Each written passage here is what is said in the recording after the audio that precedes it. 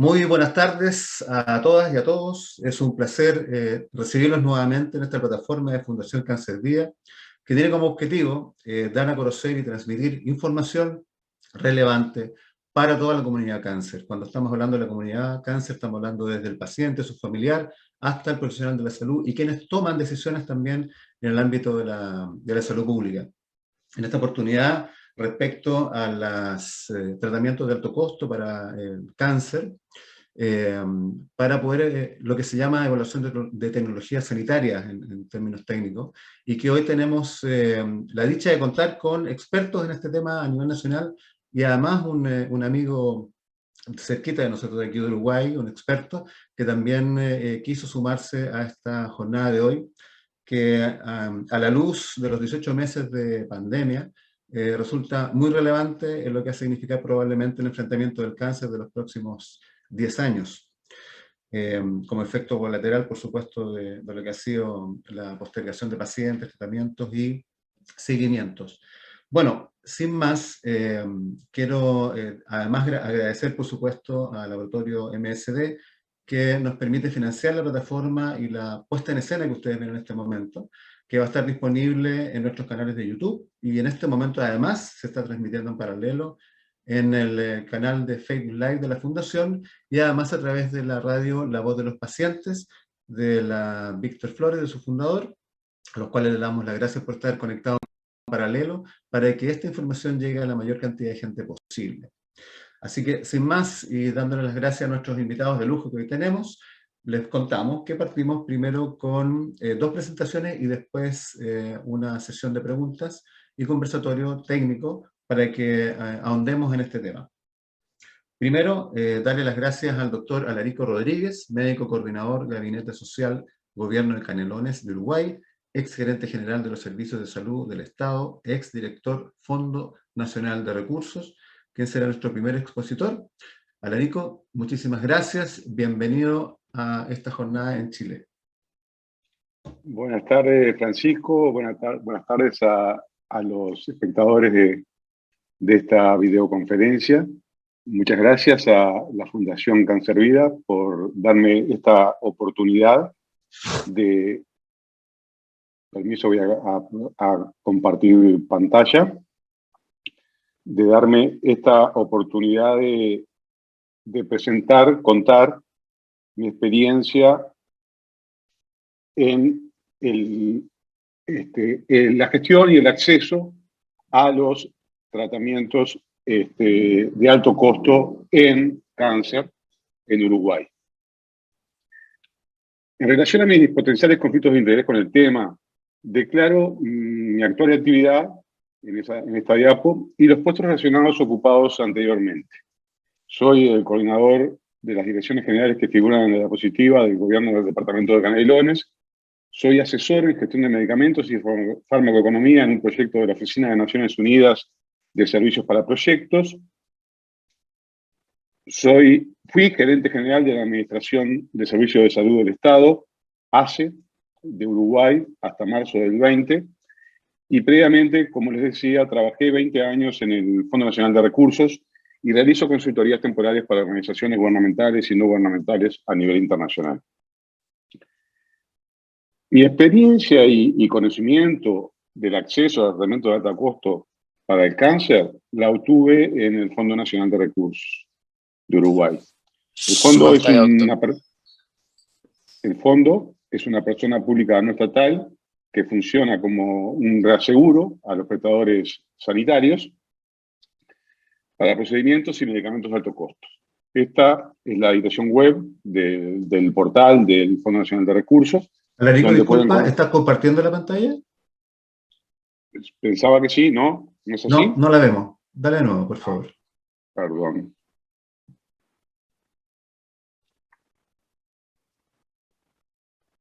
Ya te confirmo cuando esté. Ahí sí, ahora sí. Disculpen. No te preocupes, dale nomás. Ahora sí ya la vemos. Muchas gracias. Bueno. Bien. Este es el disclaimer que recién les comentaba. Y esta es la dirección web del Fondo Nacional de Recursos, donde les decía que pueden conocer más sobre la organización. A modo de reseña de la institución, les comento que comenzó a funcionar en 1981, ya tiene más de 40 años la institución, brindando cobertura financiera a procedimientos costosos, que requerían alta concentración de recursos humanos y materiales, que se denominaron con un eufemismo en Uruguay, que es la medicina altamente especializada.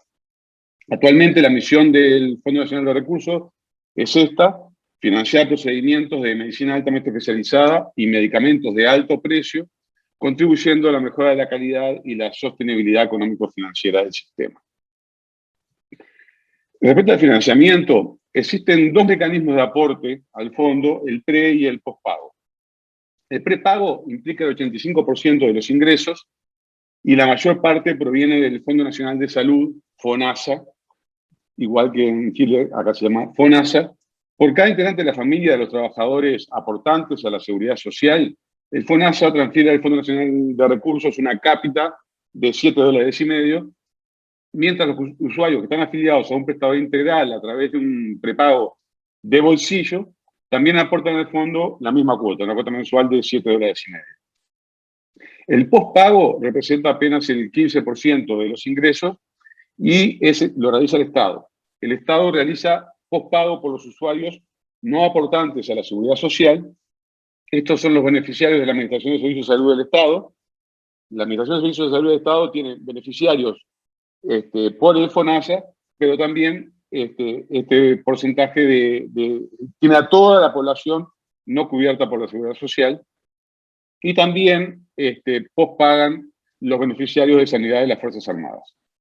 El postpago se traduce en el reembolso al Fondo Nacional de Recursos incurrido en los procedimientos realizados y los medicamentos entregados a los beneficiarios de estos sistemas, y el Estado paga al Fondo Nacional de Recursos un 3% adicional por los gastos de administración del fondo. Estas son las prestaciones que cubre la organización. Pueden notar que el 80% corresponde a procedimientos. Algunos están incluidos en el GES chileno, aunque en Uruguay no son patologías garantizadas, no son patologías con garantías explícitas, son procedimientos garantizados. El 18% restante es lo que corresponde a los medicamentos de alto costo. Como veremos un poco más adelante, en la canasta de medicamentos de alto costo hay múltiples coincidencias con la de GES y Ricardo Soto. Las principales características del sistema son estas: un sistema de cobertura universal en las dos dimensiones del clásico cubo de la cobertura universal, en población cubierta y en gratuidad, con aseguramiento de equidad en el acceso. Un sistema de gestión de financiamiento con seguimiento y monitoreo del nivel de calidad de los servicios y evaluación de los resultados de los mismos. Una definición explícita de las indicaciones que están cubiertas para cada prestación, basadas en evidencia científica y a través de lo que se denominan acá las normativas de cobertura. Otra característica principal es la autorización de cada indicación cubierta. Cada indicación a cada paciente lleva una autorización por parte del Fondo Nacional de Recursos, se hace previamente a la prestación de ese servicio. Otra característica, el aseguramiento de la sustentabilidad. Hay realización de estudios de costos, análisis de impacto presupuestal, previo a cada inclusión en la cobertura. Y como característica también a resaltar está las facilidades de negociación para la compra, al constituir el fondo en lo que cubre un verdadero monosomnio. Por último, como característica importante, a mi modo de ver, son los programas de control de factores de riesgo para las patologías que requieren las prestaciones incluidas en la cobertura. Estos programas de control de factores de riesgo tienen un doble apoyo a la gestión. Por un lado, controlando los factores de riesgo, hay menos demanda de los procedimientos y medicamentos cubiertos por el fondo, pero a su vez se agrega, como cosa curiosa, que algunos programas de prevención de factores de riesgo también tienen un resultado de beneficio económico-financiero, como por ejemplo el programa de obesidad. Las pacientes con tratamientos básicamente oncológicos que se dan por las y los pacientes con tratamientos oncológicos que se hacen por kilogramo de peso o por área corporal, en realidad los tratamientos de disminución del peso, disminución de la obesidad o de prevención de la obesidad redundan en un menor gasto en medicamentos para el tratamiento de esos pacientes. Estas características que les acabo de describir, a mi modo de ver, constituyen algo así como un círculo virtuoso de fortalezas en la gestión de financiamiento, y son los que posibilitaron la construcción de una política, yo la considero exitosa, en el acceso equitativo a una muy amplia canasta y cuidando la sustentabilidad del sistema. El sistema universal y único de cobertura es el que posibilita mejores condiciones de negociación y compra, que les ha mencionado monosomio, en un mercado donde el productor-vendedor es un monopolio o a lo sumo un oligopolio. Las normativas de cobertura, con las indicaciones cubiertas definidas previamente a la inclusión, además de posibilitar la realización de los estudios de impacto presupuestal, son facilitadoras de mejores estratégicas de negociación y el control previo a incurrir en el gasto. El control previo, lo que llamamos la autorización del inicio de tratamiento, es analizada por un Ateneo, que en Uruguay llamamos Ateneo a la reunión de un técnico del FNR, un especialista en la patología del tratamiento que se está autorizando o analizando, y un internista o un generalista. Esta composición del Ateneo le otorga legitimidad técnica a las decisiones de autorización o rechazo. Recuerden, hay una normativa de cobertura, pero a su vez cada caso particular es analizado por este Ateneo y es quien define si esto realmente, esa indicación, ajusta a lo que está escrito en la normativa de cobertura o protocolo de tratamiento. El gestionar una canasta exclusiva de alto precio también facilita al fondo porque posibilita que puedan implementarse evaluación para todos los medicamentos, sistemas de control, monitoreo y evaluación de resultados que, como todos saben, son costosos. Pero al hablar de una canasta de alto costo, todos estos sistemas que son costosos, estamos hablando de canastas de bajo costo, en realidad son costo eficientes en esta situación. También permite el tener un sistema de información potente, con información sobre la situación clínica del paciente, todos los datos relativos al tratamiento, facilita muchísimo la tarea de monitoreo y evaluación de resultados. Y ese monitoreo y evaluación, junto con la fortaleza que acabo de describir, han permitido otra facilidad que ha tenido el fondo, que han permitido negociar y concretar convenios de riesgo compartido, de capitación y modelos de suscripción, que además de que han resultado sumamente útiles para lo que tecnológicamente llamamos disinvestment, o sea, la desincorporación de tratamientos a la cobertura. Las primeras experiencias de riesgo compartido ocurrieron en el siglo pasado ya. Fueron para procedimientos que estábamos cubriendo en los años 80, 90.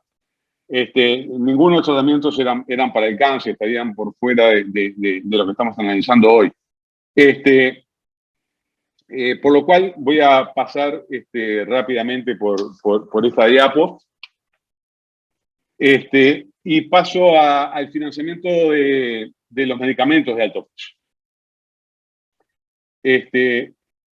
Y digo alto precio y no alto costo, como estaba puesto en el título de la charla, que para mí es un asunto semántico, sí, pero para mí no es menor.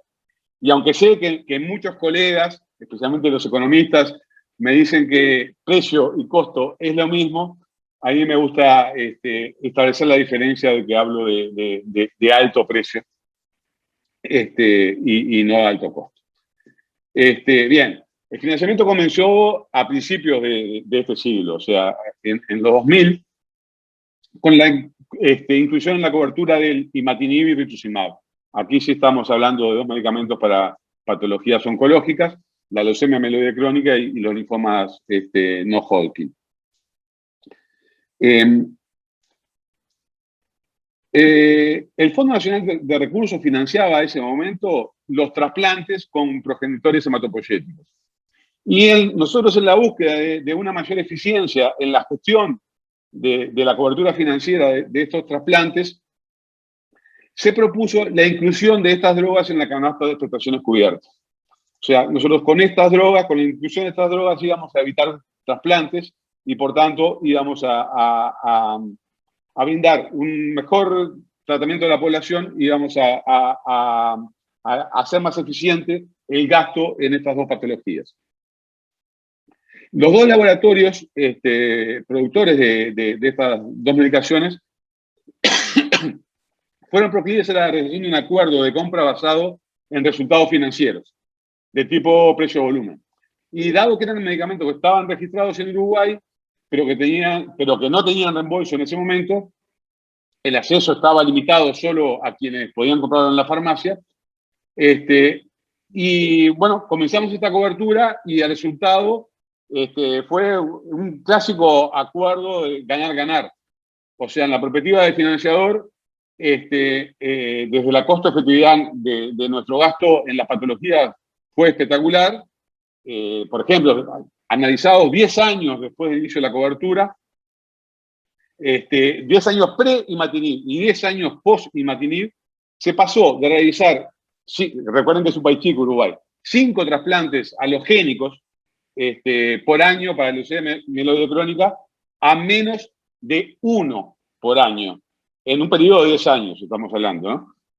O sea que desde nuestro punto de vista fue espectacular el resultado y obviamente desde el laboratorio que tenía los medicamentos en plaza sin reembolso por parte del sector público, logró introducirlo. Estas dos primeras incorporaciones se produjeron concomitantemente con la irrupción de los medicamentos de alto precio en el escenario social, aparecieron como una necesidad de la población, como todos sabemos, consecuencia del desarrollo tecnológico, el desarrollo de la biología molecular, la genética y la biotecnología, de la globalización de los procesos de investigación y la contribución evidente de la producción de estas nuevas tecnologías al desarrollo económico y la competitividad entre las empresas. Entonces, desde un punto de vista de un nuevo abordaje de la equidad, una visión de los valores, de la ética y de la justicia distributiva, se fueron incorporando al reembolso todo este montón de tratamientos que les estoy mostrando en pantalla, de los cuales resalto en negrita los que tienen que ver con tratamientos de patologías oncológicas. Y muchísimos de ellos fueron, especialmente los de patologías oncológicas, basados en acuerdos de riesgo compartido. Esos acuerdos de riesgo compartido nos permitieron una estabilidad presupuestal que en los últimos 10 años, ustedes pueden observar ahí en la curva celeste, el gasto en medicamentos, en precios contantes, en millones de pesos uruguayos, Y mientras la canasta se amplió, como lo muestra se ampliaron los pacientes, como lo muestran la línea roja de esta gráfica.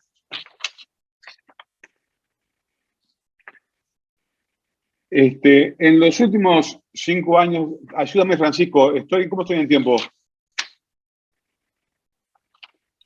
¿No te escucho? Estamos ok. Sí, sigue nomás, no hay problema. Está. Los primeros acuerdos de riesgo compartidos basados en los resultados clínicos fueron de cobertura condicional y posibilitaron la incorporación del ilopros y el erlotinib. Acá estamos hablando de un medicamento no vinculado a patologías oncológicas y uno que sí, y otro que sí. En el caso de ilopros para la hipertensión pulmonar se acordó la gestión conjunta y el seguimiento de compliance de los pacientes a un tratamiento que implica realizarse 6 a 9 nebulizaciones diarias. La mediana, imaginen los pacientes que están sometidos a realizarse entre 6 y 9 nebulizaciones por día. Es bastante difícil que cumplan con esa indicación. Y la mediana de cumplimiento que manejaba Bayer, el laboratorio productor, era de 4,5 nebulizaciones diarias. Y lo que se acordó es que para este tratamiento el fondo financia solo 3 y el laboratorio 1,5. En el caso que el paciente cumpliera con las 6 nebulizaciones diarias, pasábamos a financiar 50% y 50%. Y el fondo financiaba en aquellos pacientes que estaban con más nebulizaciones diarias y las cumplían, las que superaban las 6 nebulizaciones diarias. En el caso del erlotinib, para tratamiento de cáncer de pulmón a células no pequeñas, no epidermoide avanzado, el estudio pivotal había demostrado una sobrevida libre de progresión de 12 meses. El laboratorio productor Roche, en este caso, asumió el riesgo de financiar el medicamento a partir del 13º mes para todos los pacientes que superen el año libre de progresión. Quiero resaltarles que a posteriori de estos 2 acuerdos se lograron acuerdos prácticamente idénticos con los laboratorios productores del Bosentan, que es el otro tratamiento indicado para la hipertensión pulmonar, y el gefitinib, que es el otro medicamento indicado para el tratamiento de cáncer de pulmón a células pequeñas no epidermoide avanzado. Lo que quiero resaltar con esto, este tipo de acuerdo de cobertura condicional, la gran ventaja que le aportaron al financiador, en este caso al Fondo Nacional de Recursos, es la previsibilidad presupuestal para el manejo de los ingresos, ¿no?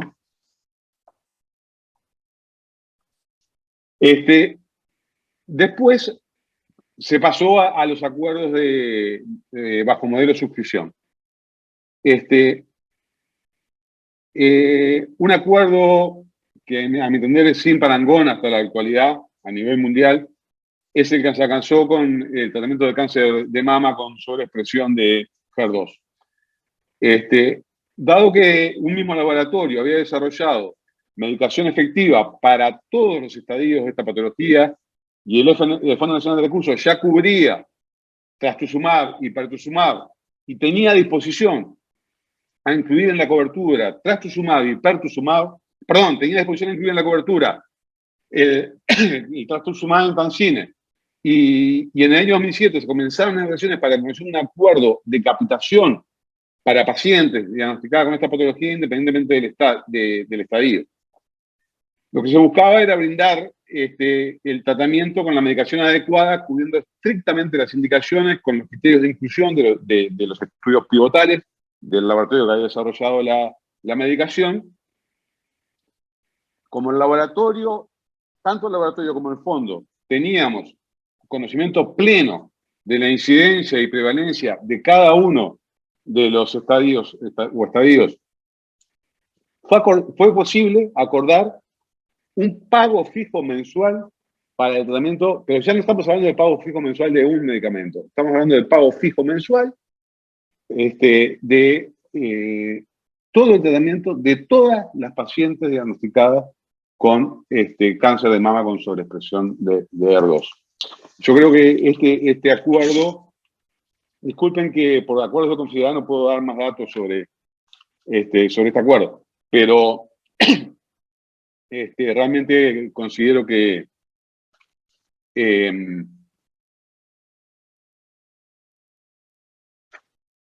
no tiene parangón, como les decía. Este pago fijo cubre el tratamiento de todas las portadoras de la patología con medicación que ha demostrado mejor beneficio, ya sea en cáncer primario, en adyuvancia o en postcirugía, o sea, un cáncer avanzado en primer o segunda línea de tratamiento cubierto por un pago fijo. Imagínense que esto, en lo que tiene que ver con la previsibilidad presupuestal, no tiene precio. Estos acuerdos son llamados de suscripción y en la jerga técnica también los llamamos modelos tipo Netflix de acuerdo de riesgo. Muchas gracias nuevamente, Francisco y Cáncer Vida, por esta oportunidad. Oye, Alarico, muchísimas gracias por dar cuenta de este tema. Bueno, contarnos la experiencia en Uruguay y el modelo en cómo se maneja esta cosa compleja que es la toma de decisiones en salud respecto de la inversión. No nos explicaste por qué hacías diferencia entre costo y precio, pero te lo vamos a preguntar después. Ya están llegando varias preguntas, entre paréntesis, para ti. Y antes de que pasemos a las preguntas, porque ahora vamos a la segunda presentación que viene en este caso a representar nuestro país en este tema.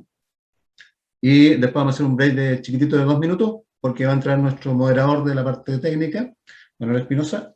Mientras tanto, comentarles de que a todos los asistentes, por favor, sus consultas a través de nuestras redes sociales, a través del chat de la Fundación, a través del streaming que estamos en este momento en vivo, a través de la radio de voz de los pacientes, que le agradecemos que estén conectados y que ya nos indican tenemos alrededor de 130 personas conectadas. Así que esto está bien, me parece excelente, es un tema, como les decía al principio, muchachos, complicado, no es fácil de entender. Después vamos a hacer algunas preguntas para aterrizar algunos conceptos que yo sé que Larico y Dino lo dicen todos los días, entonces para ellos ya es fácil comentarlo, digamos. Pero para las personas que, por ejemplo, aquí nos consultan respecto de algunos tratamientos que son altos para sus hijos, sus familiares, y que no tienen cobertura, que me imagino que son, por ejemplo, los que podrían estar incorporados al Ricarte Soto, también vamos a echar un poco en ese tema para ver cómo se toman decisiones a nivel de cobertura, y que hoy día existe en nuestro país y en Uruguay. Es un poco la idea de imponernos nuestros modelos, ¿no? Bueno, quiero dejar a continuación con ustedes al doctor Dino Sepúlveda, el jefe del Departamento de Evaluación de Tecnologías Sanitarias, ETESA, y Salud, basada en evidencia, del Ministerio de Salud. Dino, como siempre, muchas gracias. En el año más de alguna vez te hemos estado ya teniendo aquí en estas pantallas, así que te agradecemos que siempre acudas a nuestro llamado. Buenas tardes, Francisco. Muchas gracias a ti y a la Fundación Cáncer Vida por la invitación. Es un placer, como siempre, poder conversar de estos temas que para mí, para uno son el día a día, pero en realidad todos comprendemos que son muy importantes para los pacientes, para las comunidades, para las sociedades científicas, para las asociaciones de familiares de personas que también viven con cáncer. Entonces, para nosotros es siempre un placer, no solo mío, sino de todo el equipo de TESA y del Comité DAC en particular, que es el tema que vemos nosotros. También agradecer a los copanelistas, a Larico, muy interesante su presentación, muchas similitudes y algunas diferencias también, y nuestro profesor Espinosa, que siempre nos ilumina y nos ayuda a centrarnos y orientar cómo podemos ir avanzando, además, en distintos modelos. Voy a compartirles pantalla. Dale nomás, yo te aviso cuando se esté visualizando. Bien. Bien, Ahí se ve. sí, voy a mover esto para Aquí está acá, la para barrita, que exacto. no se vea Muévela un un poquito más. parche ahí Ahí encima. ya, ahí sí. Eso, ya. Bien, bueno, para comenzar mi declaración de conflicto de interés, yo he recibido financiamiento durante los últimos 3 años de las instituciones que ahí se nombran, que son todas instituciones públicas, y no he recibido además financiamiento ni obsequio de ninguna naturaleza por parte de la industria farmacéutica o de insumos médicos. Bien, en nuestro país los sistemas de cobertura están relativamente atomizados. Esta es una diapositiva que de una otra forma va cada año en que se crea una ley, que se crea un programa, va sumando un circulito adicional de algún mecanismo que tiene algún proceso de cobertura o que entre cobertura de alguna forma. Y tenemos, claro, lo más clásico, la ley Ricardo Soto, que es el que ustedes más pueden conocer, junto con el GES. Asociado al GES, en el caso del cuidado, también está el CAEC, pero hay otros sistemas de cobertura que tienen que ver más bien con el financiamiento del sistema de salud, que si bien es cierto, no es un sistema similar al GES o directamente como el Ricardo Soto, sí entregan de una u otra forma un proceso de cobertura.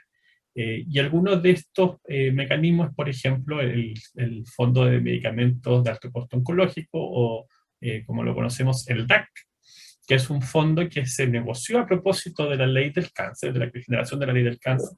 No es lo mismo que el fondo de la ley del cáncer, es importante hacer esa diferencia, sino que es una línea presupuestaria que se incluye en la ley de presupuesto y se destina al financiamiento de medicamentos de alto costo oncológicos. Este sistema o este fondo se genera por una razón muy práctica, finalmente. Lo que históricamente ocurría para todas las cosas que no están en alguno de estos circuitos pequeños, digámoslo así, sino que son parte del régimen general de prestaciones de salud. ¿Qué es lo que ocurre? Cuando hay algo que está fuera del régimen general de garantía, que son estas leyes, lo que ocurre es que en algún hospital, en algún lugar, algún clínico da una indicación de algún medicamento. Por ejemplo, un medicamento de alto costo oncológico, pertuzumab, en cáncer de mama. ¿Y qué es lo que ocurre? Que esto no está cubierto, pero el hospital eventualmente lo puede comprar. Este hospital lo revisa finalmente, perdón, lo revisa, un medicamento no cubierto, lo revisan a través del comité de farmacia, ese comité de farmacia genera una decisión, y esa decisión lleva finalmente, en algunos casos, no siempre, a la compra de este medicamento, y en otros casos el director del hospital o el director médico del hospital le dice al clínico: fíjese que la verdad no tenemos disponibilidad presupuestaria, así que no lo podemos comprar. Pero en los casos que se compra, la compra por una parte, pero por otra parte generaba deuda hospitalaria. Como estas compras eran individualizadas y dependían del hospital en particular, como se compraba, generaba en muchos casos deuda hospitalaria. Esto en el tiempo se fue arreglando, se fue ajustando de una u otra forma, y se generaron algunos PPDs que permitían el financiamiento de algunos de estos medicamentos, no todos. ¿Qué es lo que ocurre? Que de una u otra forma se mantenía el problema del aumento de la deuda hospitalaria, aunque también había en algunos casos financiamiento. Es por esto que a partir del año 2019 se decide reunir nuevamente todos estos fondos que existían, que se financiaban del FONASA, a los servicios se deciden centralizar dentro de FONASA, y que FONASA de una u otra forma estuviese gestionando estos recursos, permitiendo de esta forma disminuir los costos por una parte y facilitar también a los hospitales el acceso, teniendo los hospitales claridad de qué medicamentos durante el año pudiesen ser cubiertos o los que pudiesen acceder los pacientes de los servicios. Es así que se genera en el financiamiento, que es directo a través del presupuesto del FONASA, viene la ley de presupuesto apartado para el año 2022, cerca de 41.000 millones de pesos, que en moneda internacional son 50 millones de dólares, finalmente. Esto solamente cubre pacientes FONASA, que son el 81% de la población, de todas formas, de los beneficiarios a los sistemas de salud. Lo que cubre es exclusivamente medicamentos, con fines de tratamiento del cáncer, que sean de alto costo. Esa definición de alto costo la hace el mismo FONASA y es distinta a la definición que tenemos en el Ricardo Soto. estamos hablando de un orden de diferencia de aproximadamente 10 veces. O sea, un medicamento de alto costo oncológico cuesta aproximadamente 10 veces lo que cuesta un medicamento de alto costo del Ricardo Soto, para tener una idea de la magnitud. Está destinado a pacientes de la red pública, como habíamos comentado, del FONASA, y la idea es que no cubra medicamentos que ya están cubiertos a través de Ricardo Soto, la ley 19.966, perdón, aquí me equivoqué a poner ese 8 ahí, es el 19.966, la ley GES. La idea que deben tener es un beneficio demostrado y con relevancia clínica para los pacientes, lo vamos a ver en un par de diapositivas más adelante, a qué nos referimos con esto, y en general habla de tumores sólidos hematológicos y pediátricos. Uno de los principios es que la incorporación de los medicamentos va a ser de forma progresiva de nuevas alternativas en la medida que podamos realizar las evaluaciones de tecnologías sanitarias y las respectivas conversaciones con la industria, respecto de esta incorporación. En relación con lo anterior, que existen acuerdos de precios, principalmente en este momento acuerdos de precios a nivel centralizado del Ministerio de Salud, que no dependa del hospital, dado que el hospital tiene mucho menos poder de negociación y mucha más dispersión de la compra. Al centralizar la compra logramos precios mucho más baratos. Como les decía, hay incentivo a la disminución, pero también hay un incentivo al control de precios. ¿Y esto cómo se explica? En general, el control de precios en medicamentos de alto costo es bastante complejo.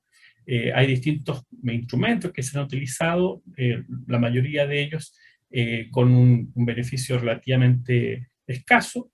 Sin embargo, algunos modelos como el que nosotros incorporamos dentro del Comité DAC son bastante exitosos. En el caso del Comité DAC lo que hacemos es centralizar la demanda y asignársela solo a un oferente durante un tiempo definido.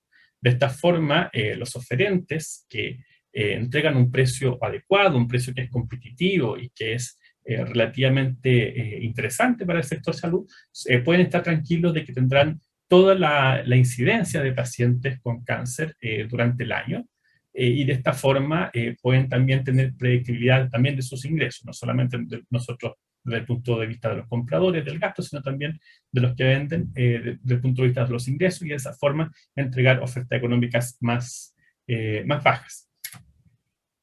Y además, desde el punto de vista de la definición y la compra, la centralización también facilita la logística de la distribución de los medicamentos.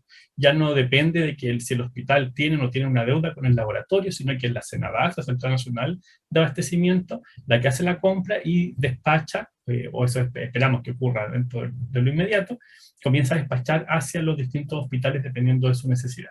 Esto aún no está completamente implementado porque hemos tenido que ir trabajando también con la CENAVAS, los procesos, las indicaciones, cuáles van a ser las intervenciones que van a irse centralizando en su compra y distribución, pero es algo que queremos lograr de aquí a un año más.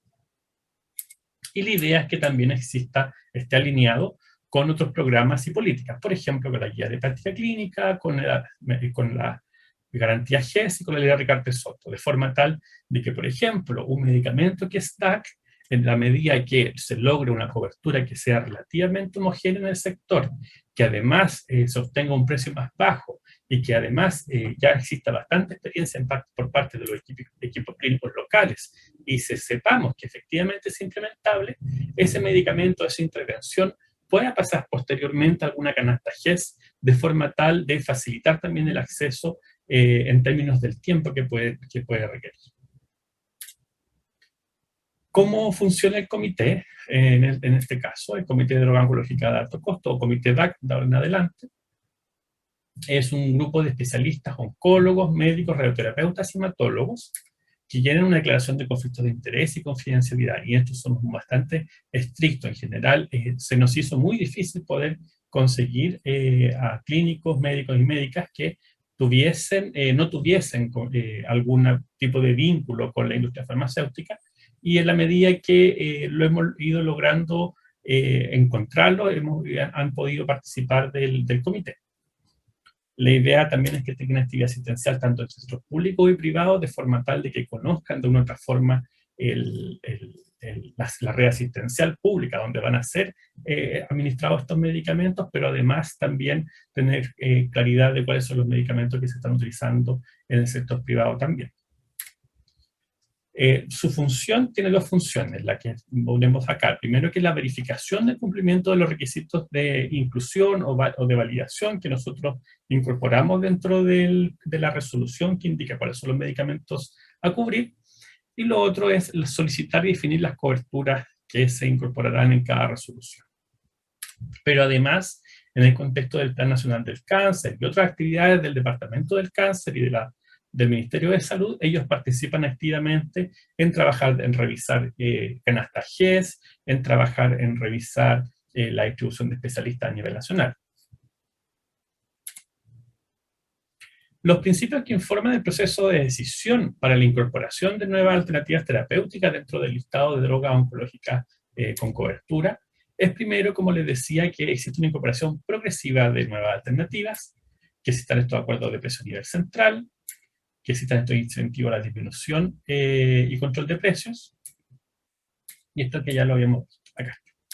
Lo siguiente es considerar las recomendaciones de la guía de práctica clínica y protocolo MinSal de estar disponible, y esto en algunos casos no ha ocurrido, que una intervención estaba cubierta por TAC, pero luego nos hemos dado cuenta al revisar la guía clínica que efectivamente esa intervención tiene una recomendación en contra. Entonces, en ese caso se retiró esa intervención por no considerarse beneficiosa para los pacientes.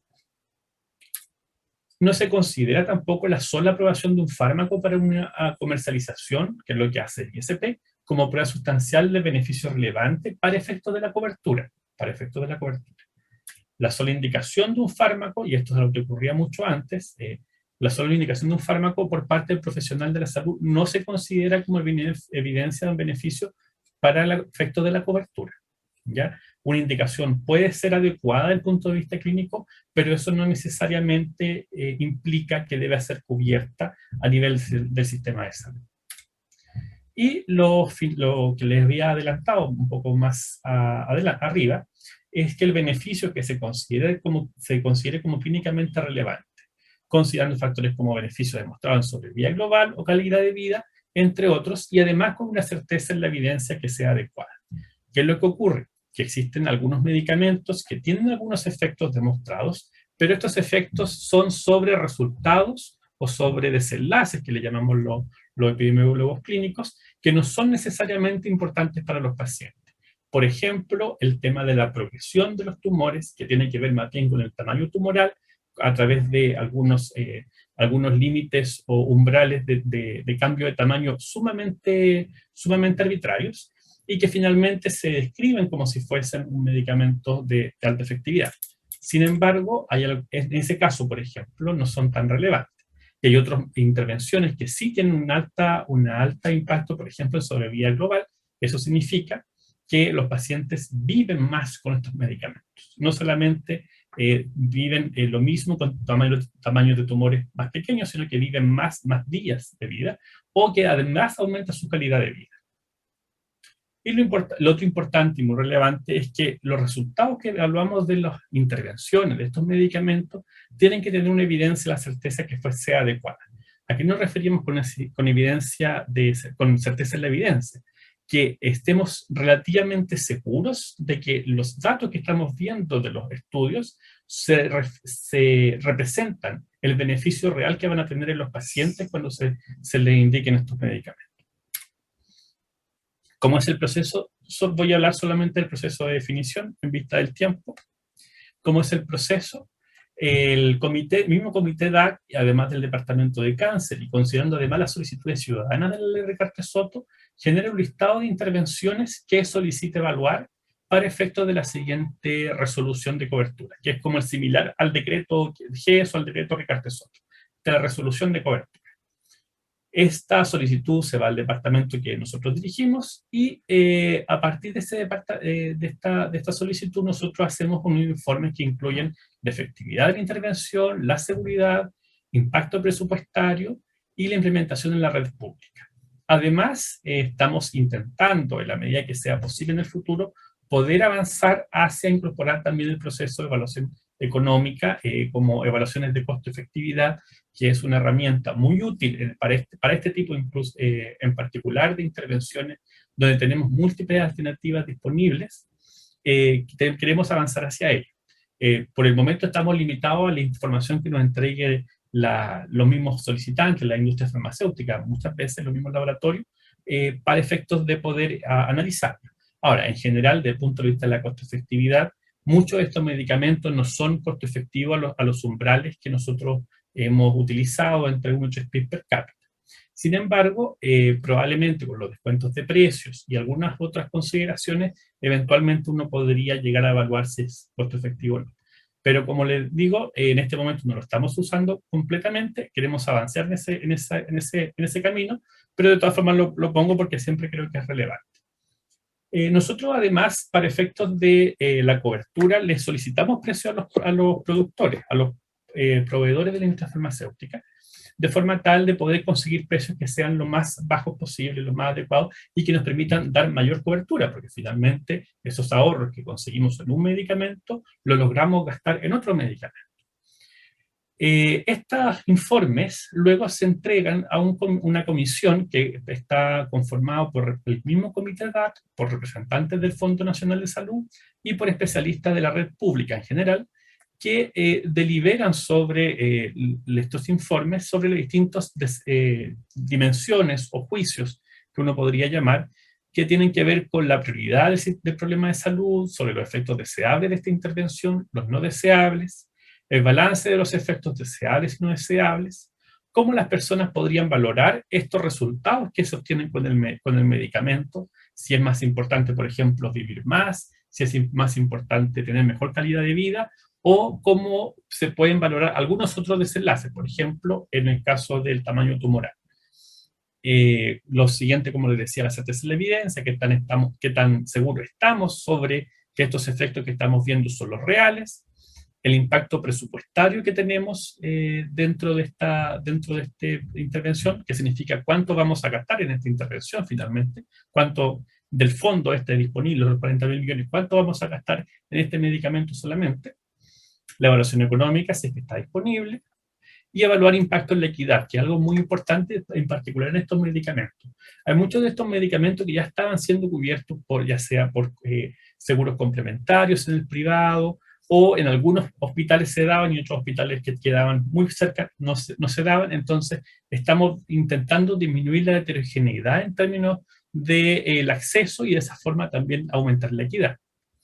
Lo siguiente es saber si son implementables. La mayoría de estos medicamentos son relativamente implementables, pero hay algunos casos especiales en que se requieren ciertas condiciones, por ejemplo, de la preparación del medicamento o de la infusión, que pueden dificultar un poco su uso en lugares más apartados o donde no hay centros de quimioterapia disponibles.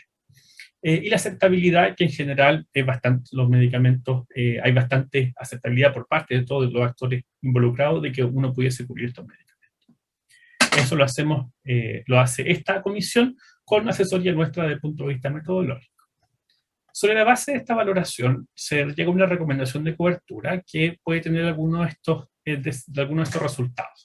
Que él diga, vamos a hacer cobertura de la indicación completa del medicamento, o sea, lo que está registrado en el ISP, eso lo vamos a cubrir, que es la excepción, no hay medicamentos que sean tan buenos que lleguemos siempre a cubrir todo para todos en ese sentido. Cobertura por subgrupos, los subgrupos, vamos a elegir algún subgrupo específico, dado que ese grupo se beneficia mucho más que los otros con esta intervención, con este medicamento, que son la gran mayoría. Cubrir con negociación adicional está bien, es un medicamento que es relativamente adecuado, pero el precio es muy excesivo en comparación al resto, por lo tanto, aunque ya tenemos un descuento en el precio, necesitamos un descuento adicional para efecto de cubrirlo, si no, no se debiese cubrir. Cobertura con desarrollo de nueva evidencia, que esto nos ha pasado un par de veces también, que en realidad los medicamentos en su estado actual de desarrollo en el mundo, que su estado actual de conocimiento sobre ese medicamento en particular es muy bajo. Entonces, al ser muy bajo, no estamos seguros de si debiéramos cubrirlo o no, y preferimos ser cautelosos y no cubrirlo por el momento. Y directamente no cubrir, que ya es la excepción,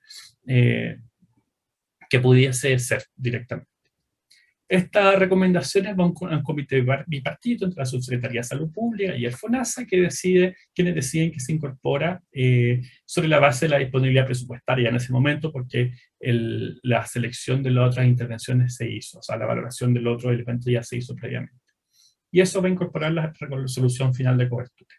En términos de tiempo, debiésemos tener ahora durante octubre una nueva resolución y esperamos, si todo va bien, en marzo, abril del próximo año tener una nueva resolución adicional que incorpore cada vez más intervenciones y medicamentos.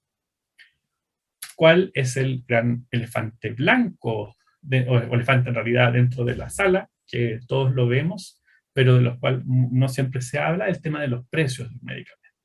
Si vemos acá, esto está en términos de billones de dólares, que billones en inglés son miles de millones de dólares, de ingresos de medicamentos oncológicos. Vemos, por ejemplo, el bevacizumab, rituximab, el trastuzumab. Son medicamentos muy, muy caros que han redituado mucho a las industrias farmacéuticas y que de otra forma es dinero que sale de en este caso, sale de los impuestos generales.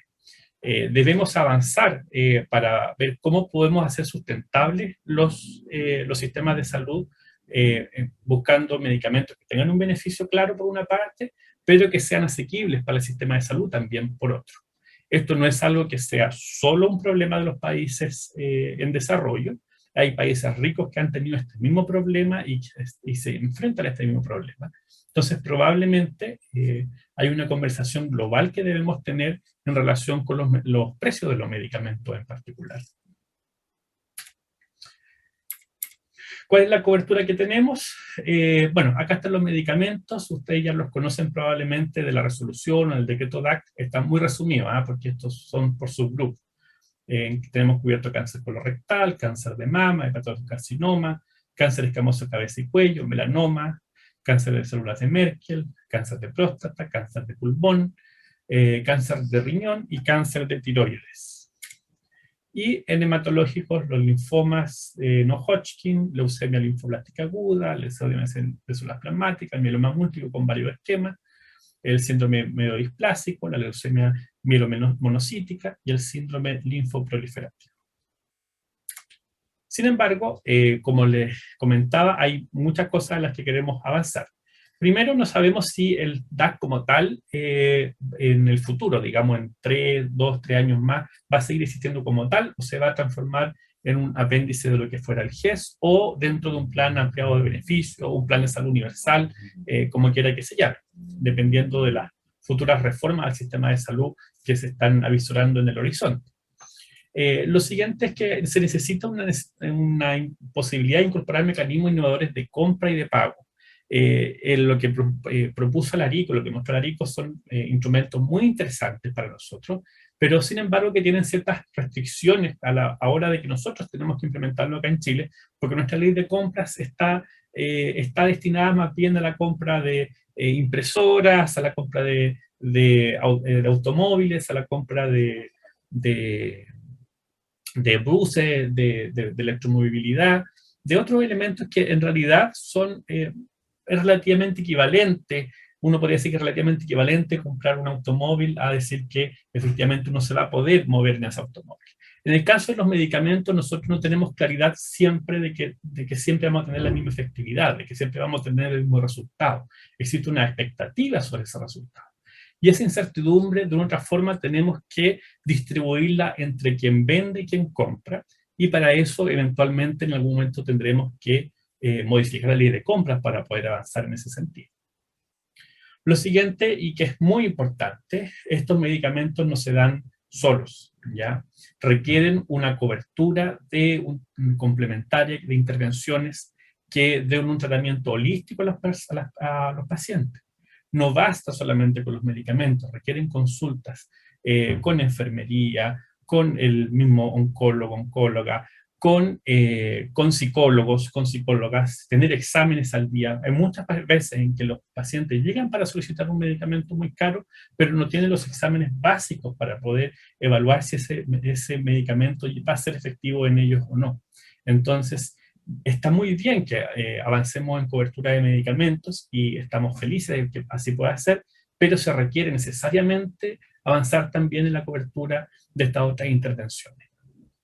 Finalmente, para poder avanzar en este tipo de medidas, requerimos registros clínicos disponibles que permitan hacer ese tipo de trazabilidad, por ejemplo, evaluar la sobrevida de los pacientes con estos tratamientos, y para eso también el registro de cáncer va a ser una herramienta muy importante.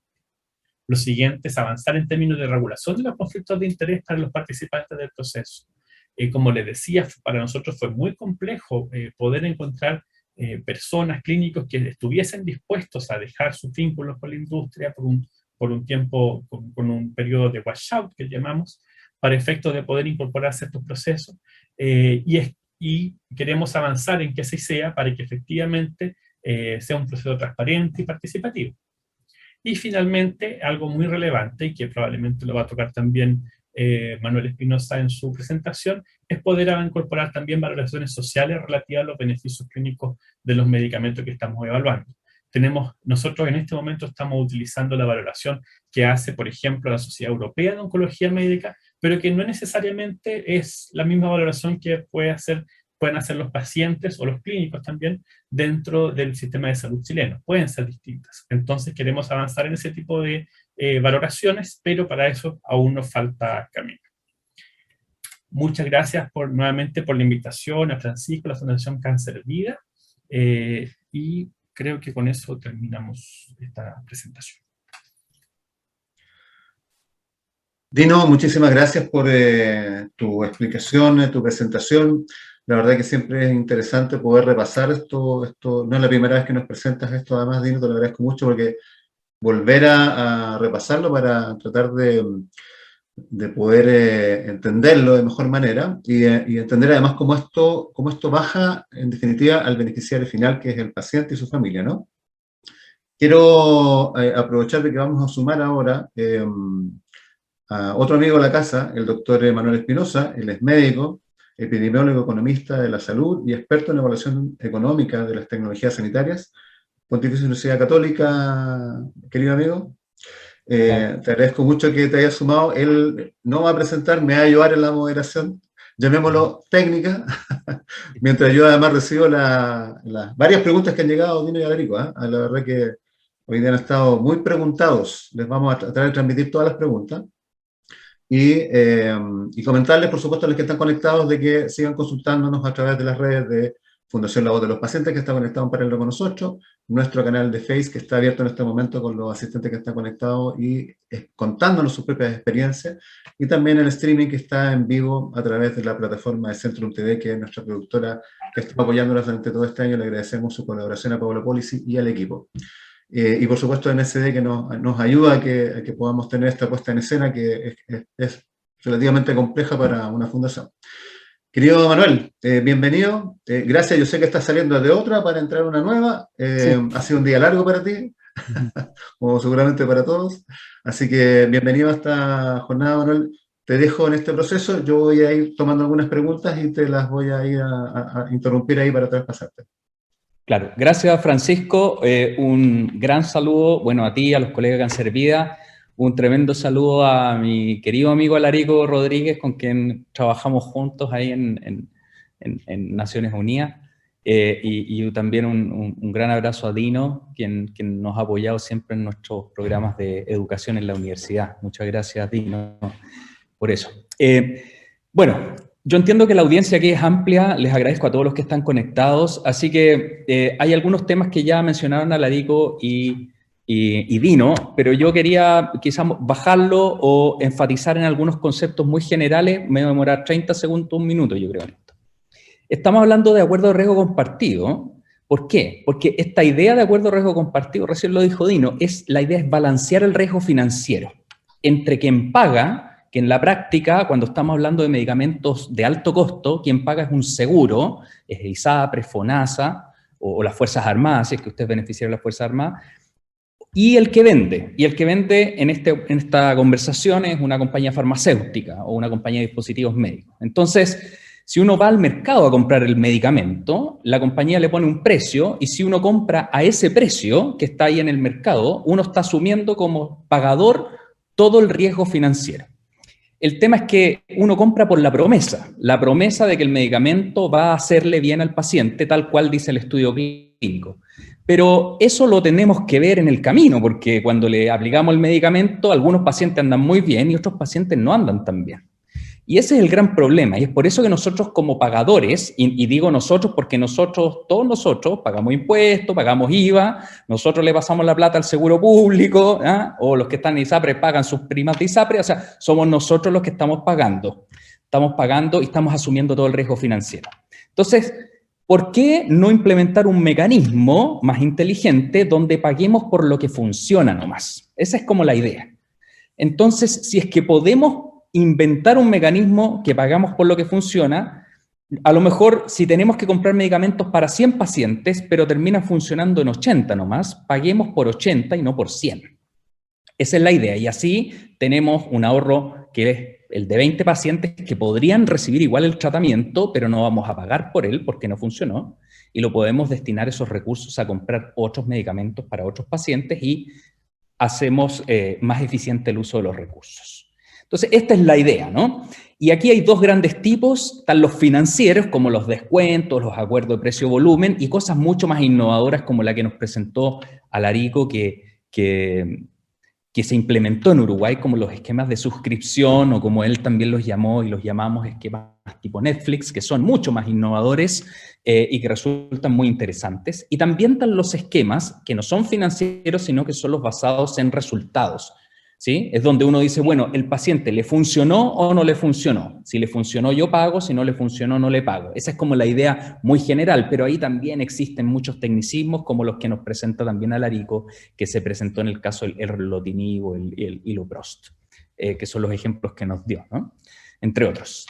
Bueno, ese es como mi pequeño resumen, y ahora yo quiero invitar a mis colegas a una pequeña conversación, porque fíjense de que vengo saliendo de todo el día de un panel acá. Acabo de salir, correr para acá de un panel, estoy acá en un lugar en Pirque, donde estábamos con el director de Senabas, Valentín Díaz, estaba Ronnie Lensex, director de FONASA, y estábamos hablando justamente de acuerdo de riesgo compartido y por qué no se han implementado en Chile. Esa era la discusión de nuestro panel.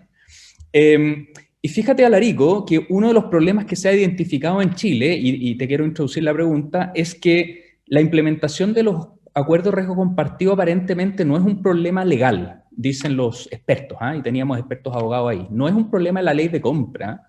En Chile se podrían dar acuerdos de riesgo compartido, lo dice la ley Ricarte Soto, y la ley de compras de compras públicas que tiene Chile no es un impedimento per se. Existen recursos legales para materializarlos.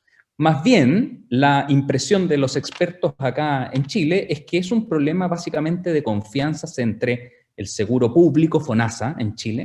Yo sé que hay un FONASA en Uruguay, pero aquí en Chile tú lo conoces, FONASA. Y la compañía farmacéutica. Los dos tienen desconfianza de ambos. ¿Y cómo es eso en Uruguay en esquemas como el que tú mostraste? Como por ejemplo el iloprost, mostraste aquí de que el acuerdo fue basado en 3 nebulizaciones y de la 4ª para adelante paga. Y ahí uno dice, bueno, pero ¿cómo? Alguien tiene que estar mirando si esa indicación es correcta, de si, bueno, requiere esta 4ª nebulización, no la requiere, la compañía farmacéutica está tranquila con el que decidió la 4ª o la 3ª nebulización, el pagador también. ¿Cómo se arregla el tema de tener confianza de que el sistema está operando y no se generan vicios que vayan a favorecer o desfavorecer a una de las dos partes? Esa es mi gran pregunta, porque eso es lo que en Chile yo creo que nos está faltando una guía en ese sentido. Sí, ¿cómo estás, Manuel? Es muy difícil.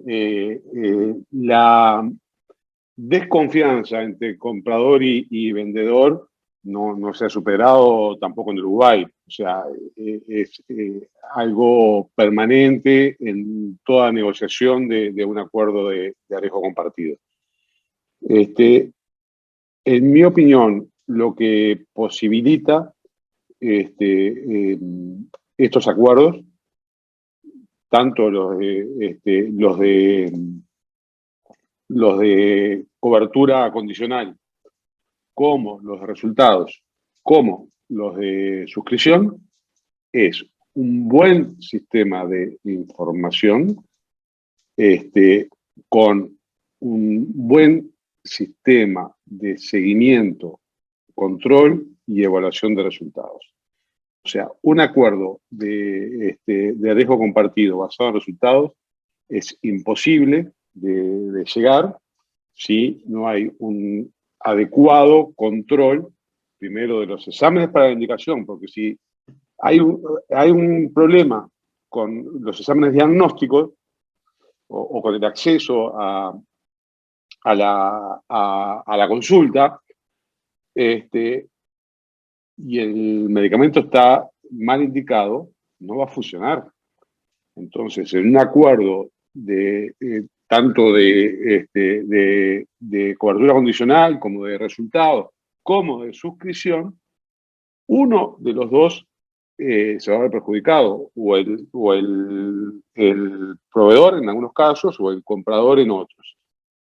Entonces, lo central, a mi modo de ver, es construir el sistema de información y tener un sistema de atención a la salud que realmente funcione. Tiene que ser universal, tiene que ser equitativo, porque si no, la epidemiología no se va a conseguir con el acceso, y de nada sirve el conocimiento de la epidemiología si después, en realidad, solo demandan, quienes pueden demandar y no quienes necesitan. Entonces, eso es lo fundamental. Creo que la ventaja que hay en esto es, como lo decía en la presentación, al ser medicamentos de alto costo, estos mecanismos de control y de calidad de atención, que son costosos, en el marco de tratamientos de alto costo, son eficientes aún. Entonces, tiene que haber un sistema como el del Fondo Nacional de Recursos, que tenga buen sistema de información, documentado, que el acceso es realmente, que quien lo necesita accede, y evaluación de resultados, un adecuado sistema de evaluación de resultados. Lo de ILOPROS, no hay otra forma de comprobar esto. Acá es compliance del paciente. O sea, los pacientes tienen indicados 6 nebulizaciones diarias o más. Esa es la indicación. El tema es que el paciente no todos los pacientes pueden llegar a hacerse rigurosamente 6 nebulizaciones todos los días. Entonces, eso requiere de la visita de un enfermero o de un técnico, que pueda ver cuánto se está haciendo, cómo va el consumo, o la consulta en el medio del mes y la correcta anamnesis del paciente y la pregunta realmente a cuántas nebulizaciones está llegando. Y bueno, no está basado en confianza, sino en un seguimiento estricto tanto de la aplicación del tratamiento como del resultado. Creo que por ahí Dino decía, el tratamiento solo el medicamento solo no es nada. Acá se precisa consulta, se precisa servicios de apoyo, se precisa personal técnico no médico que esté arriba del tratamiento del paciente. Gracias, Alarico. Para los que nos están escuchando y que estamos hablando de este tema de acuerdo de riesgo compartido, recuerden que el problema que tenemos en el sistema de salud y que vamos a seguir teniendo en los siguientes años, sobre todo en este ambiente post-pandemia, es que por más que nos llegue más plata al sistema de salud, no nos va a alcanzar para pagar todo lo que la gente demanda de un momento a otro.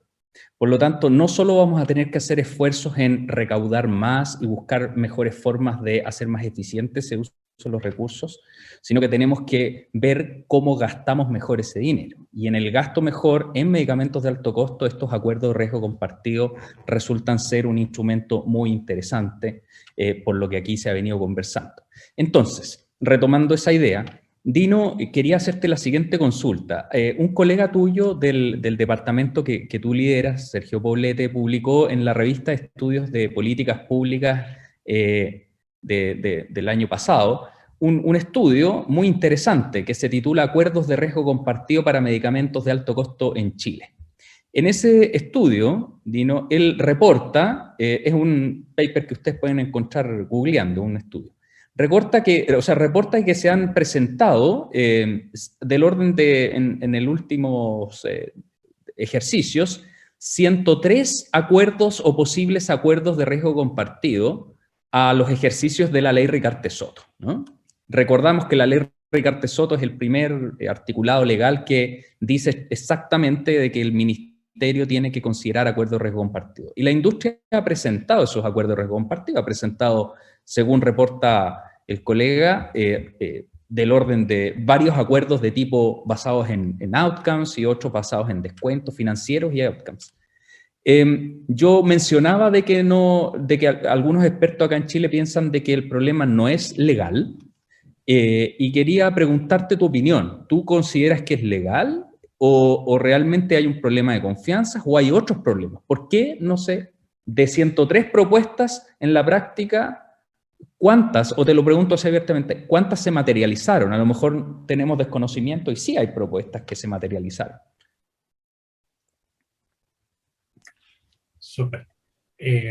Para efectos prácticos, el acuerdo de riesgo compartido, hay uno materializado en términos de cobertura, que tengo entendido que viene del tercer decreto, no del cuarto decreto. Sí, efectivamente en el trabajo de Sergio, él muestra los tipos de acuerdos de riesgo compartido. La mayoría de los acuerdos de riesgo compartido era algún tipo de acuerdo de bonificación de unidades, ¿ya? Digamos, es que uno compra 10 y el laboratorio entrega 3 unidades a título gratuito complementarias. Eso en particular ha sido muy complejo de implementar, según tengo entendido, que tiene que ver con un proceso del proceso de compra que tiene a cargo Senabas. Para efectos contables y efectos impositivos, al parecer es complejo tener ese tipo de instrumentos. Desde el punto de vista de otro tipo de acuerdos, hay algunos acuerdos que no se pueden implementar por la naturaleza de la ley Ricarte-Soto, en el caso de la ley Ricarte-Soto, porque pudiesen implementarse en otro contexto, por ejemplo, los acuerdos de portafolio, en que la disminución del precio o la disminución del costo de un medicamento está asociado a que ese medicamento está acompañado de la cobertura de otras intervenciones por otros medicamentos, quizás para otros problemas de salud, que es una segunda forma de propuesta, que es la segunda más frecuente. Y la tercera es el límite de gasto, que también ha sido complejo para el sistema de poder ponerle en práctica, que sería uno solamente, si uno estima que va a gastar 10, uno solamente paga esos 10, si se llega un paciente número 11, a partir de entonces comienza a pagar la misma industria, o el riesgo recae en ellos. Ese tipo de acuerdo, al parecer, sería también complejo implementar, similar al primer tipo, porque tendría algunas limitaciones de carácter impositivo. Los acuerdos más complejos, que yo creo que también son los más interesantes desde el punto de vista del sistema de salud, que son los asociados a resultados clínicos efectivos, como mortalidad, sobrevida, en general no se han implementado. O sea, primero la propuesta ha sido muy pequeña, porque en realidad los laboratorios también nos preguntan, o sea, ¿qué sentido tiene en este momento ofrecer algo así? La verdad nosotros decimos no mucho, porque tiene el problema de que no tenemos en este momento un sistema de trazabilidad que permita trazar adecuadamente los elementos clínicos de los pacientes para efecto de poder después enviarlo a un tercero que analiza y da un reporte sobre el resultado de la intervención, que sería como el modelo que yo creo que quizá hay mayor concordancia entre las distintas personas que lo han propuesto. pero los acuerdos más frecuentes en general tienen esta limitación que es más bien normativa, del punto de la ley. Y los más avanzados, los más interesantes, digamos, los acuerdos de tipo mixto asociados a resultados clínicos, probablemente ahí tienen que ver más bien limitaciones de la estructura institucional, en particular de las fuentes de información disponibles. Gracias. Si me permite, Francisco, una última pregunta cortita a Alarico. Alarico, ¿Uruguay debió enfrentar problemas normativos y ustedes tuvieron que hacer cambios en la regulación para poder implementar estos mecanismos? ¿O ustedes no tenían estas trabas que de alguna manera está describiendo Dino que tenemos acá en Chile? Activa tu audio. Ahí está. Sí. Perdón, no tuvimos esas trabas por la forma jurídica del Fondo Nacional de Recursos. Es una institución pública, pero no estatal, por lo cual no está regida por las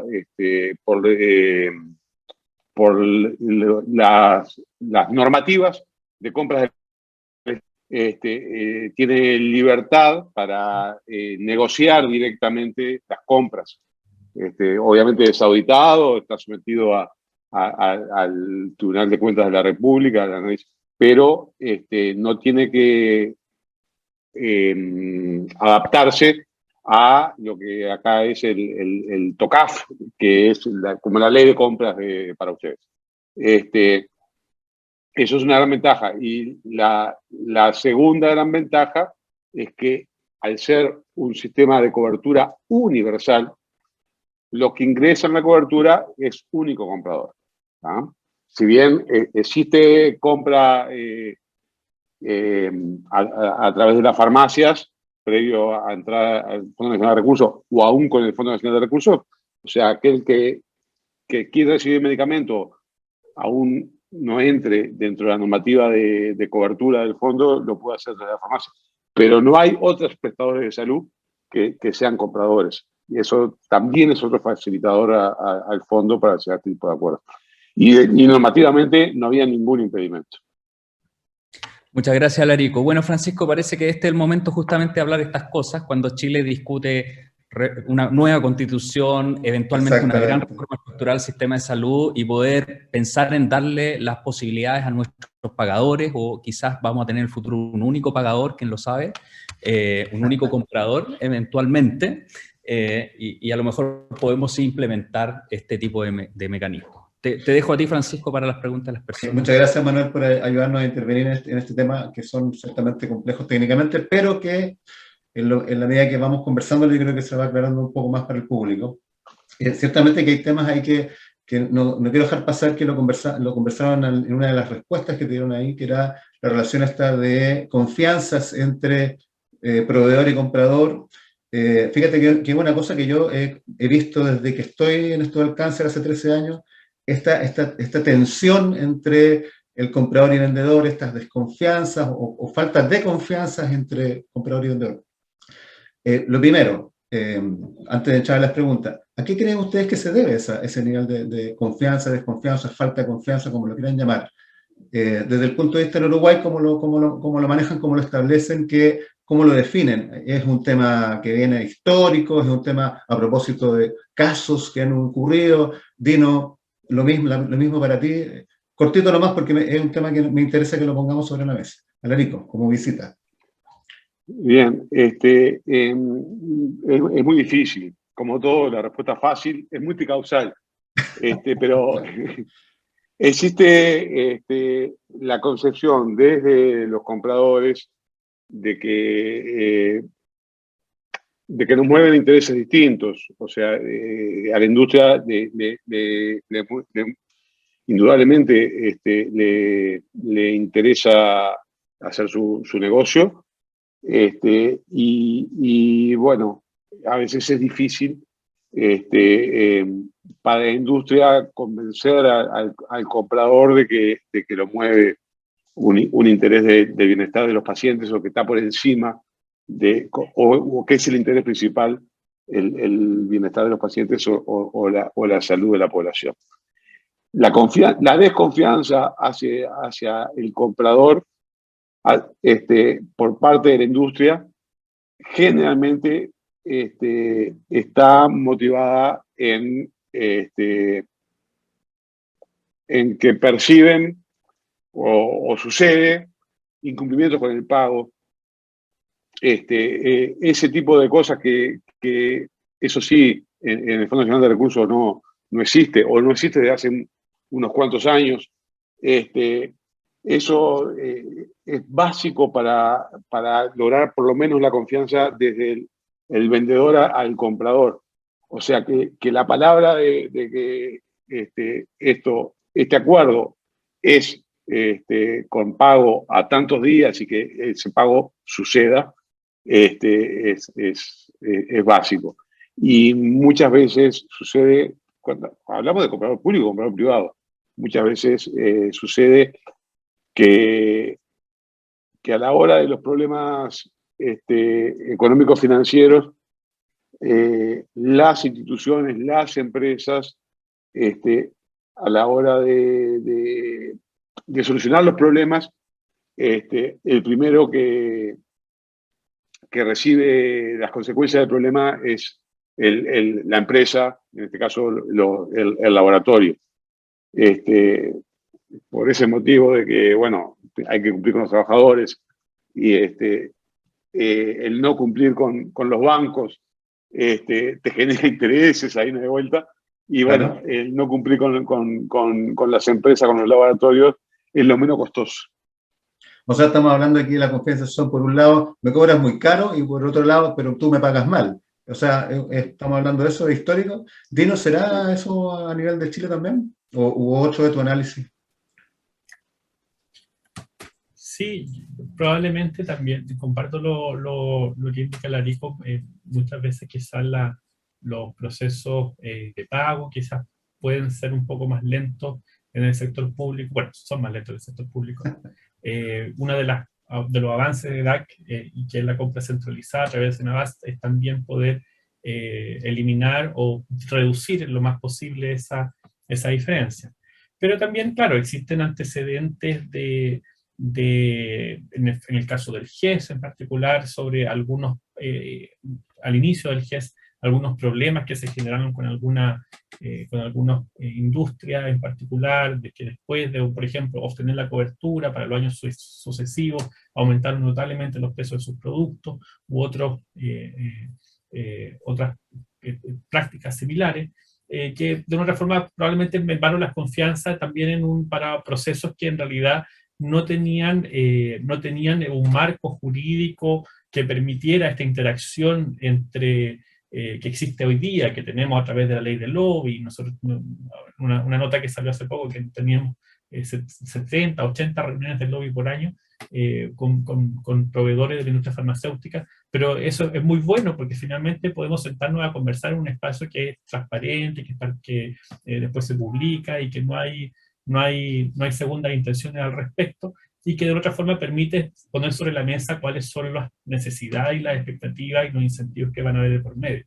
Entonces, probablemente un tercero intermedio entre quien paga y quien provee, que en este caso sería Senabast, y a través de la colaboración que pueda hacer ETESA también, futuramente a través de alguna institución autónoma, supongamos, permitiría probablemente favorecer, mejorar las confianzas que existen, y al aumentar la transparencia también de los procesos, también facilita ese proceso de confianza.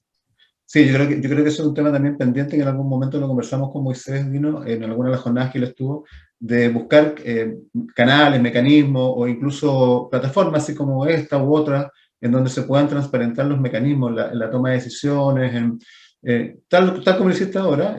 También entiendo que desde el punto de vista del DAC había en proceso una plataforma de seguimiento, algo que no sé cómo estará eso, que era muy interesante.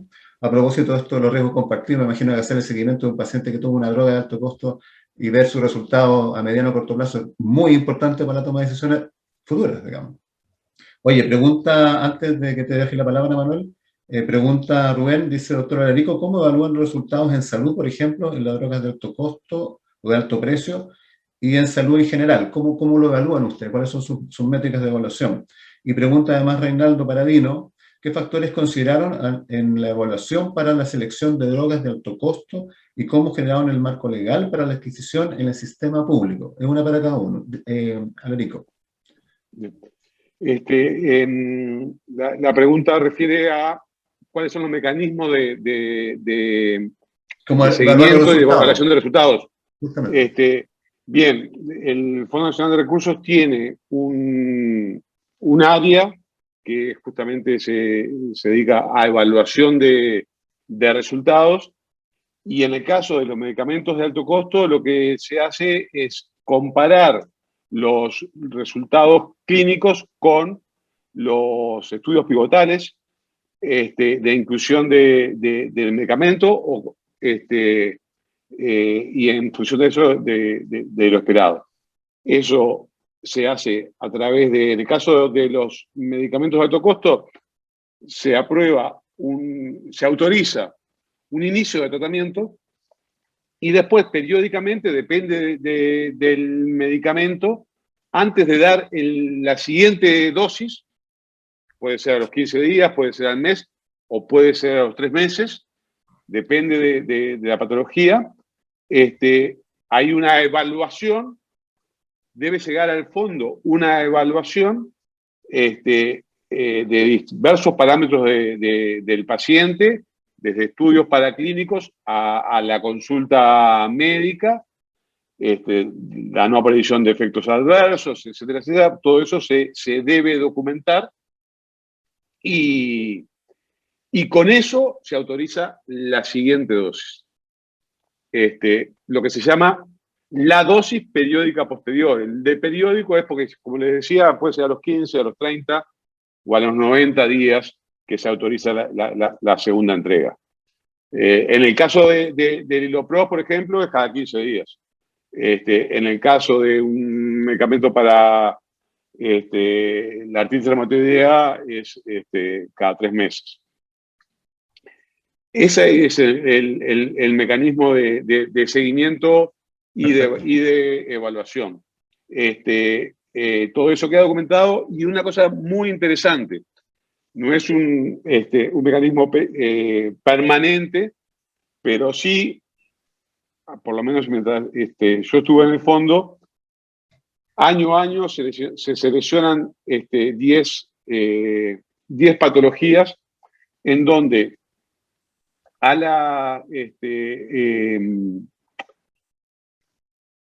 se auditan un grupo de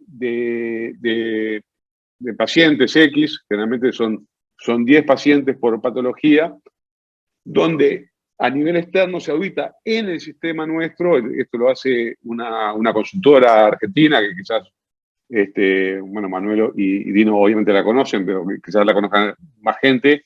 Es el Instituto de Efectividad Clínica y Sanitaria de Buenos Aires. Ellos entran al sistema, auditan autorizaciones y también dosis periódicas posteriores. Digo, no sé si esto se mantiene. Esto se hacía hasta hace 3 años. No estoy seguro que se mantenga actualmente. Pero también hay una auditoría de la autorización, si efectivamente la autorización de ese caso en particular coincide con la normativa de cobertura, con el protocolo de cobertura, y además puede caer una situación de una dosis, un tratamiento que se siguió, si estuvo adecuadamente evaluado, seguido, los resultados del tratamiento para acceder a esa dosis posterior. Gracias, Rico. ¿Te repito la pregunta, Dino, o la tienes ahí? Ya. Súper, gracias. Sí, bueno, sobre lo primero, en relación con los criterios que se utilizaron para priorización, en general, al inicio, digamos, del proceso de cobertura a través de DAC, de drogas oncológicas de alto costo, se evaluaron qué intervenciones eran las más frecuentemente indicadas a nivel de los servicios de salud. Para eso se hizo una encuesta con los servicios de salud, y luego, a partir de eso, se hizo una selección por parte del Comité de Drogas Oncológicas. Estamos hablando del año 2019, principio del 2020 también, que se hizo de las dos formas, digo, ese mecanismo se utilizó para estos dos decretos que se sacaron en ese momento.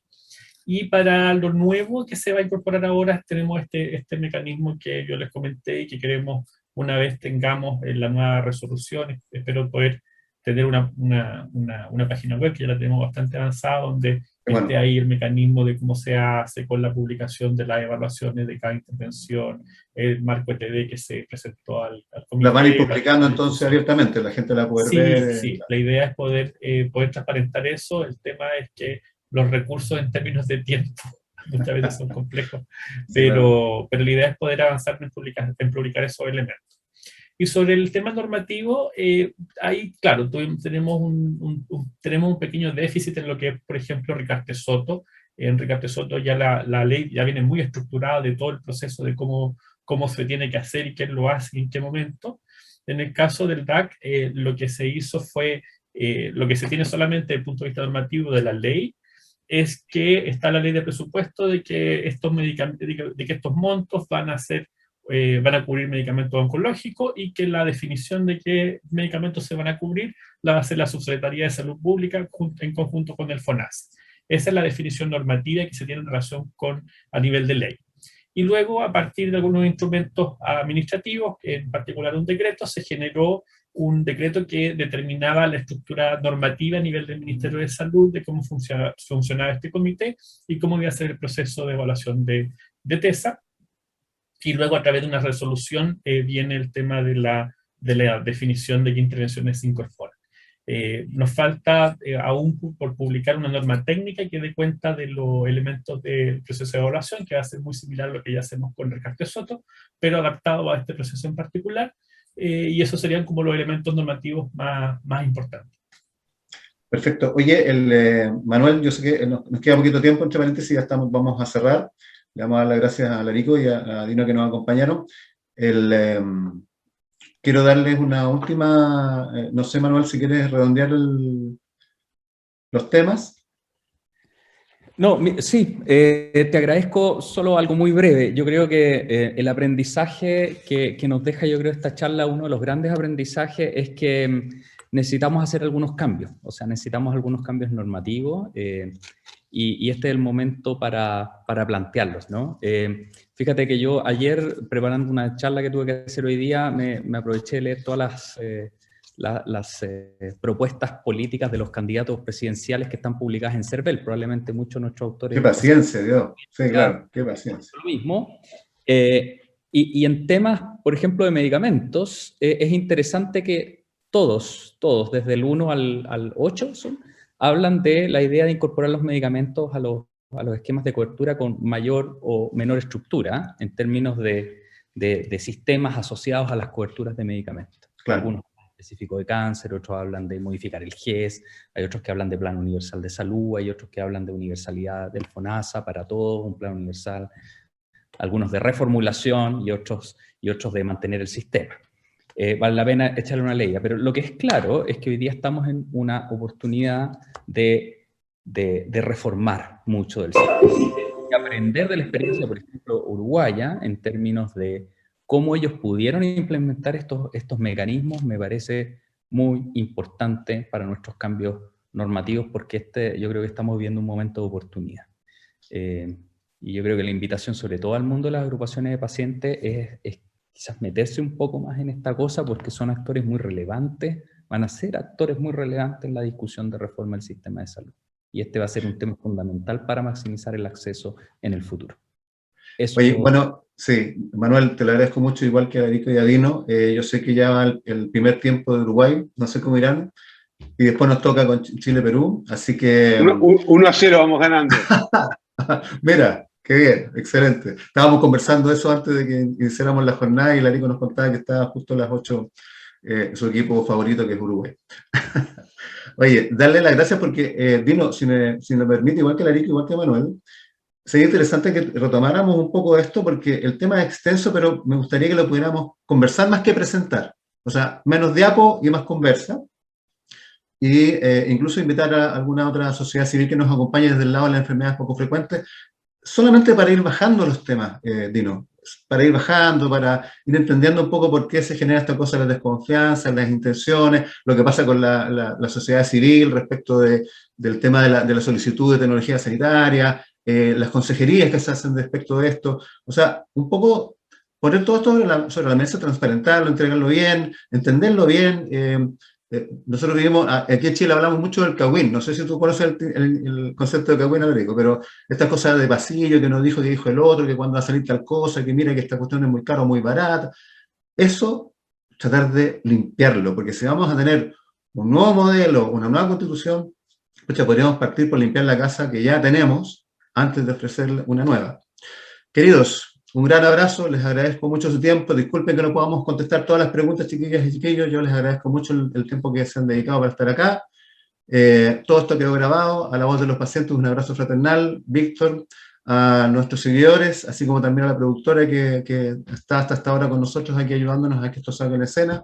Y cariño, Manuel, a la familia, gracias Alarico, gracias Dino. Nos vemos el sábado con ESMO al Día para nuestro especialista.